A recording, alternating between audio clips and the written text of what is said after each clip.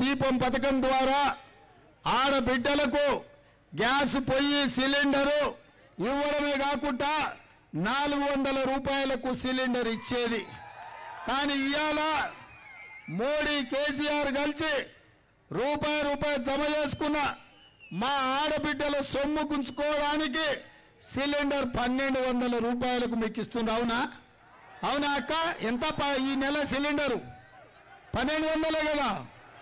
ఈ నెల కేసీఆర్ ఉంటే 1200, వచ్చే నెల ఇందిరమ్మ రాజ్యం వస్తే 500 రూపాయలకే మీకు సిలిండర్ ఇచ్చే బాధ్యత సోనియమ్మ తీసుకున్నది.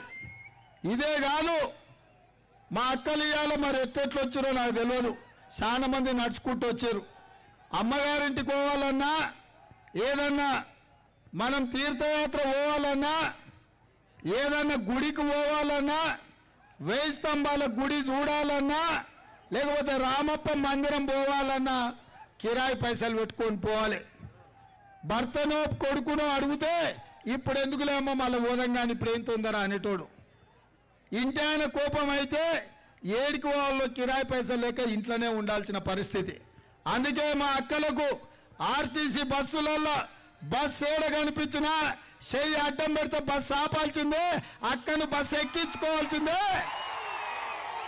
యాడ దిగినా 1 రూపాయి తీసుకోకుండా ఆర్టీసీ బస్సులో మా ఆడబిడ్డలకు ఉచిత ప్రయాణం ఇవ్వాల్సిందే అని చెప్పి ఇవాళ కాంగ్రెస్ పార్టీ నిర్ణయం తీసుకున్నది. ఇదే కాదు, మా అక్కలకు ఆడబిడ్డలకు కళ్యాణ లక్ష్మి షాదీ ముబారక్లో ఇవాళ 1,00,000 రూపాయలే వస్తున్నాయి.